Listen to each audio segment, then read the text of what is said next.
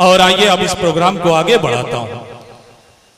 मैं आप लोगों से गुफ्तगू करूंगा, रात भर करूंगा और शायरों से आपका तारुफ कराता रहूंगा, नातिया अशार सुनाता रहूंगा। जिसके लिए आप यहाँ आए हैं वो सब कुछ मुझे करना है, लेकिन उससे पहले आइए बारगाहे खुदाबंदी में तिलावत कलामुल्लाह कर ली जाए, इस प्रोग्राम को नूरानी बना लिया जाए, उसके बाद आगे बढ़ा जाए। मैं तिलावत कलामुल्लाह के लिए जनाबे हाफिज मोहम्मद राशिद साहब से मुल्तमिस हूँ कि हजरत माइक पे तशरीफ ले आए और तिलावत कलामुल्लाह से इस प्रोग्राम को और नूरानी बनाए।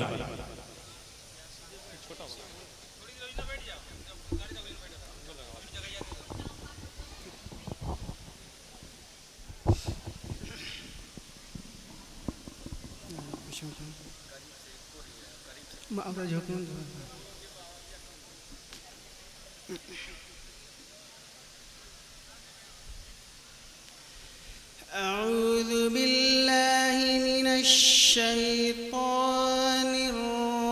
الرجيم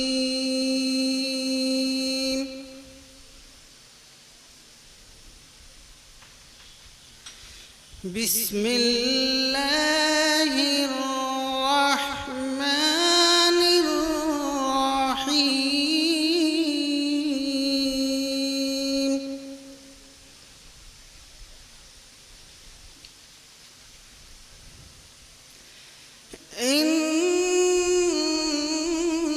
إنا كل شيء خلقناه بقدر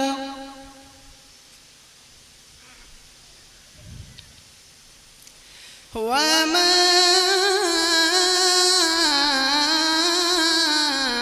أمرنا إلا واحدة كلمح بالبصر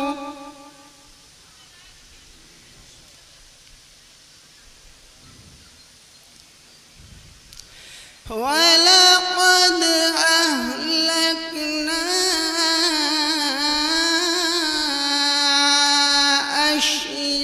أشياعكم فهل من مدكر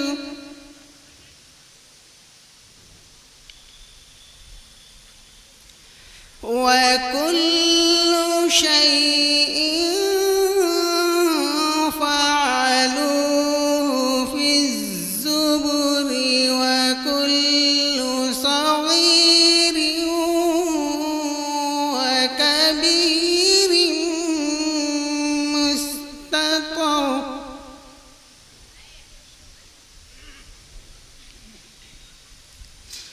إن المتقين في جنات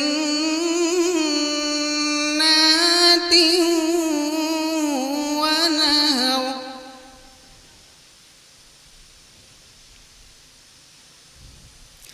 في مقعد صدق عند مليك مقتدر بسم الله الرحمن الرحيم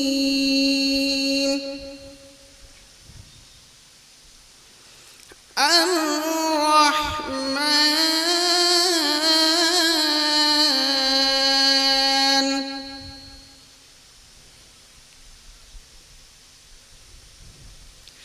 في مقعد صدق عند مليك مقتدر بسم الله الرحمن الرحيم الرحمن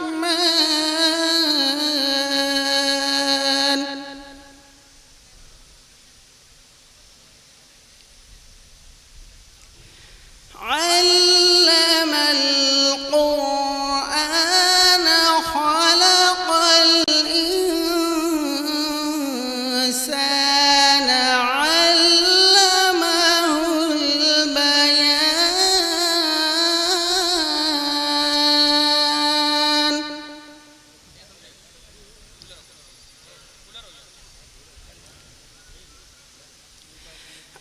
والشمس والقمر بحسبان والنجم والشجر يسجدان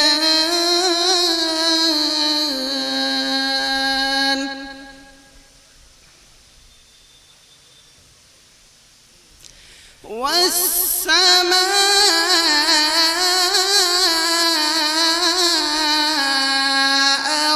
رفعها ووضع الميزان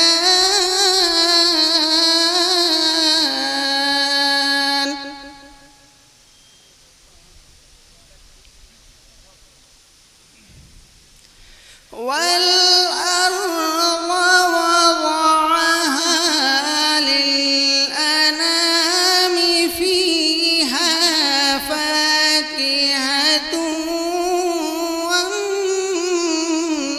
والنخل ذات الأكمام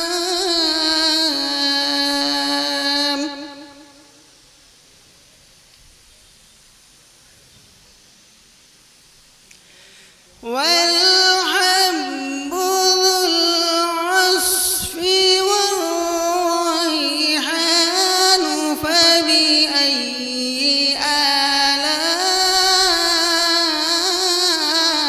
آلاء ربكما تكذبان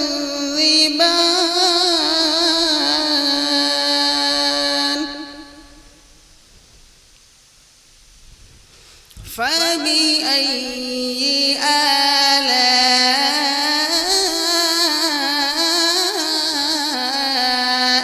ربكما تكذبان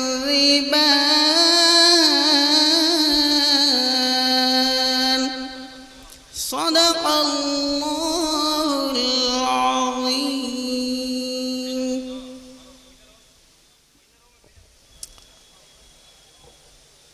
बहुत बहुत शुक्रिया हाफिज मोहम्मद राशिद साहब का। बड़े ही लतीफ और खूबसूरत लबो लहजे में उन्होंने तिलावत कलामुल्लाह पेश फरमाई। इस महफिल को नूर बख्शा, इस महफिल को नूरानी बनाया, बाबरकत बनाया।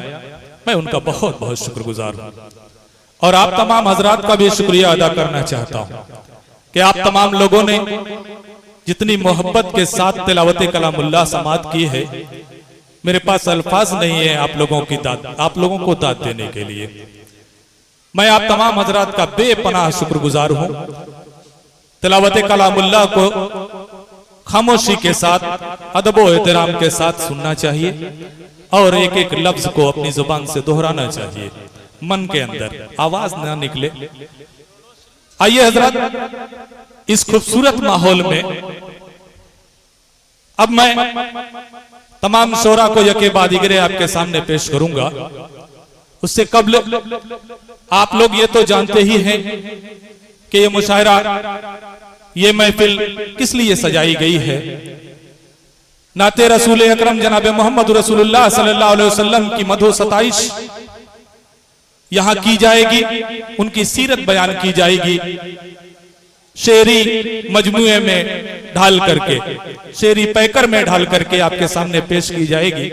आप तमाम हजरात जिस तरीके से सुना करते हैं नातिया मुशायरे को, उस तरीके से आज सुनेंगे। मुझे इस बात का पूरा पूरा यकीन है